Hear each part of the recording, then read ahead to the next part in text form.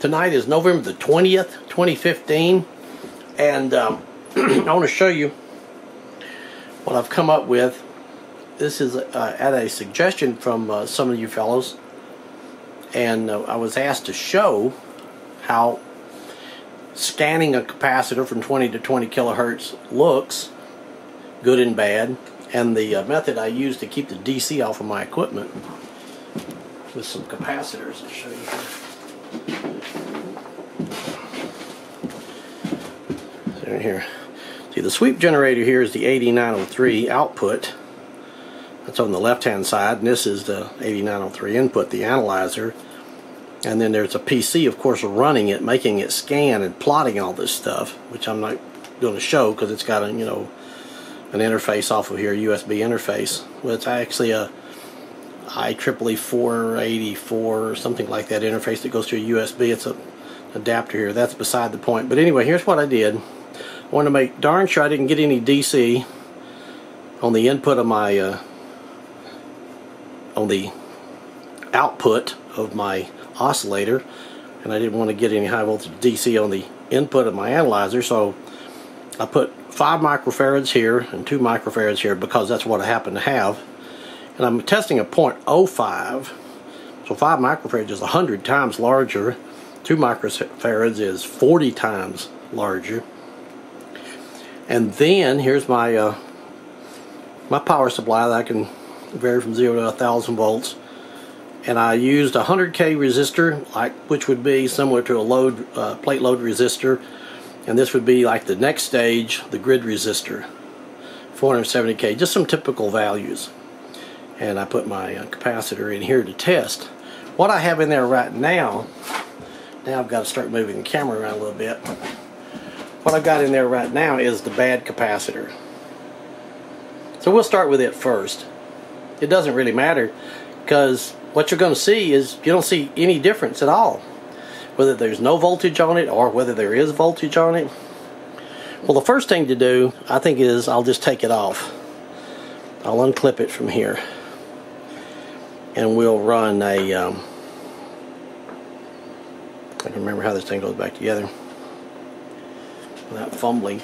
And then what I'll do is I will show you how the thing runs, and it doesn't seem to have any effect on it at all. I've run it several times, but I'll bring it up. Gotta get that darn light off though, don't I?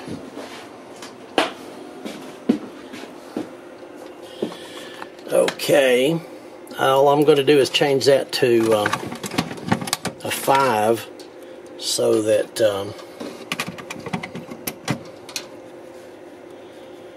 get a little bit smoother curve. Says, is my reference level okay? And we say yes, it's 1 volt.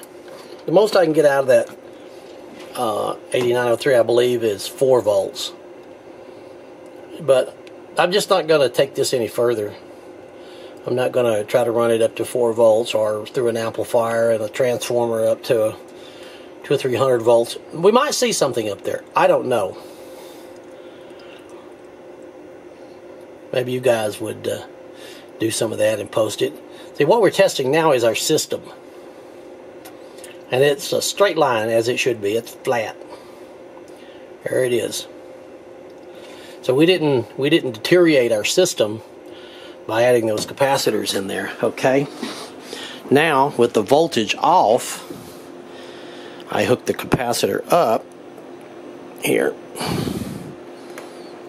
and here. Remember, this is the bad capacitor. And then we run trace 2. And we'll get what makes sense. We'll get basically an impedance curve of it. As the frequency goes up, the reactance, the capacitive reactance, as measured in ohms, goes down, and it's seeing that as attenuation.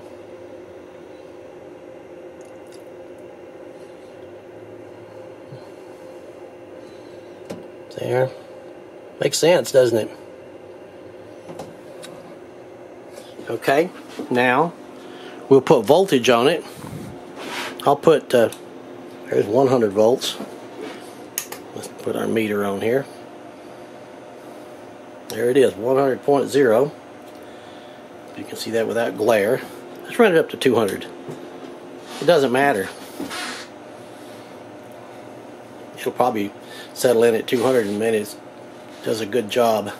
Okay, well, we got 200 volts across it now. Let's run trace 3.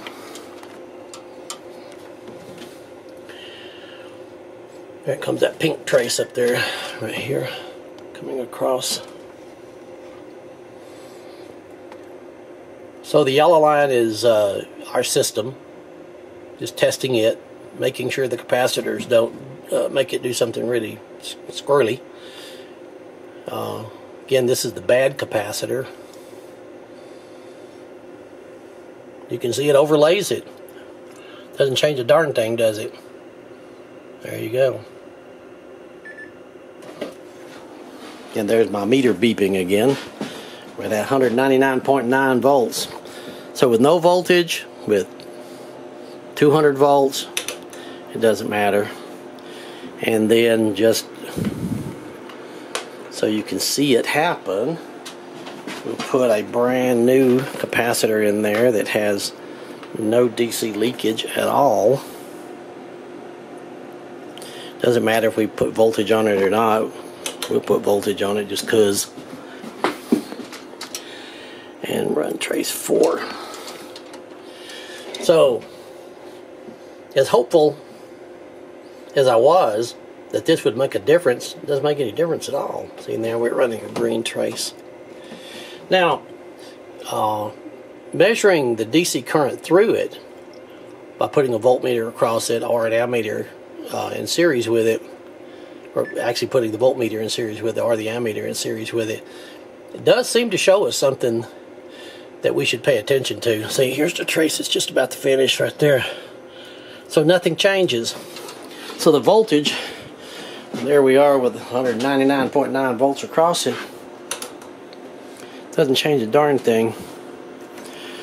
As it was mentioned in there how to test inductors, I don't know how you would do that, but because you can't put the DC across an inductor of 1 or 2 ohms. You might have some other challenges, but here again is the schematic basically of how I did it. I'm not exactly sure what I'm searching for. I think it's just additional ways to evaluate these little guys. And I will go so far as to say, I've already mentioned it once, that if these capacitors, if this capacitor is in a circuit where it's not having to block DC, 200 or 300 volts of DC, that 8 megohm shunt probably won't make any difference. Oh, I know one other thing that you wanted to see. Hope I can find it easily. I did put 4 2.2 megohm resistors in series across the capacitor, the good capacitor in the amplifier, and it gave the same bizarre results. I got a lot of plots here, but I'll find it. I'll recognize it when I see it. That's it right there. That is the frequency response of the amplifier. Looks pretty good, running it from 30 to 20 kilohertz. Only really meaning to test it out to 15. And that's with the 8.8 meg ohm resistor across that good capacitor, the one not the one I showed you, but the one that just like it in the amplifier. Makes it go all to hell. I guess I thought, and apparently a bunch of you guys thought too, that the capacitor leaking would have different properties, cause different anomalies at different frequencies, because it's a capacitor and not a linear. We thought it would be non-linear, but a resistor is linear, and there's what it causes in THD. Yeah, this is a THD plot. So I guess what all this is about is just the fun of trying to evaluate these guys. They can be difficult if they're leaking, and you do have to pull one end, at least one end loose, if not the whole capacitor out, to test it. I think something was mentioned about that. You're not going to be able to put high voltage across it while it's in the circuit, and it kind of becomes the point that, well, if we pull it out, well, if it doesn't measure bad at all, I don't see any reason to replace it. I don't want to cause a witch hunt here where, you know, all capacitors end up in the trash can, because this little pile of oil fill type bumblebees over here, I think the majority of them are good. The only one in that old Mac that leaked was, well, this one right here. The big one, the 0.47 200 volt one. That was the input, which had no no DC across it at all. It was just input straight to the grid of the first 12AX7. So there you go. I do have another nice piece of equipment here that you might like. Made by John Fluke. You can see where he got his reputation. This is a beautiful instrument. 100% vacuum tube. It came from Sandia Labs. The last time it was calibrated, I guess, was 1966. Well, no, it has another calibration down here in 1970. Expired in 71. But it works. It's just beautiful. Absolutely beautiful. It's totally accurate. I have no issues with it at all. You know, it's got a center reading meter. You zero it, and then you put a voltage into it. Here's the 0.5 volt range, 0.5, 550, and 500. And it's got an AC volt range. And then, of course, you dial these guys in until it zeroes. It's great. It seems to be as accurate as anything I have, even at that age. At least 45 years old. 45 years old since it was last calibrated. You might be able to see down in there. I don't want to pull it apart. It's a lot of work. Yeah, you probably can't see with the glare. But it's pretty warm. So there you go. Well, I hope all of this capacitor stuff is worth something. I have a lot of fun doing it, and I get a lot of suggestions from you guys that are really good, things I haven't thought of. So I'm always open to suggestions and things that I can reasonably try. Hope you enjoy.